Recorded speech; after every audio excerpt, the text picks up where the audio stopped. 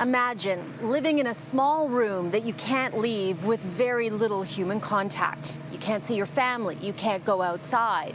That is what more than 70,000 senior residents in long-term care have been experiencing for the past 3 months in Ontario because COVID-19 forced them into lockdown. But there's been a big price to pay, crushing loneliness. Tonight, I want to introduce you to an 87-year-old woman who tells us what that has been like. Horrible, depressing, upsetting, scary.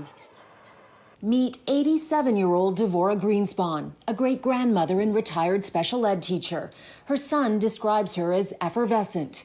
Normally, Devora would go to lectures at George Brown College and U of T several times a week and see family regularly. But she says COVID-19 turned her into a prisoner. It was like being in jail. You weren't even able to keep your door open and watch people go by in the hallway. No. They said to keep the door shut.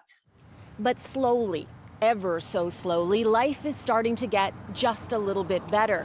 Devora tells me in the past few days she's been allowed to leave her room and walk the hallway in her long-term care home, as long as she stays in her unit and away from other residents. What it means is she can look out a window facing the street and watch the world go by for the first time in 3 months. Yeah, that is her. It's nice to see you sort of at least through a window and not just on Zoom. Yeah. When's the last time you've been outside and felt the sun on you? Actually, I was very lucky. Saturday afternoon, the administrator came to my door and she asked me if I'd like to go out with her. She was going to do some planting. I can't describe the feeling. I mean, it was like being in heaven. You know, like, oh my God, the sun. It's wonderful. You know, it's like, oh. I didn't want to go in, but I guess I had to. I was out there for a little bit. It was just wonderful. 12 residents have died of COVID-19 in this Toronto long-term care home. Devora is grieving for each of them. They were part of her community. I knew these people, and I used to chat with them and go on trips with them, and now they're not here anymore. You know, it's hard. In your mind, what's the big thing that could have been done better for residents in long-term care if, God forbid, this ever happens again? I think they have to move faster. They didn't move fast enough to keep this virus under control. They knew what was happening in the rest of the world. Did you ever feel forgotten or not valued? By whom? By the government, by the government, yes.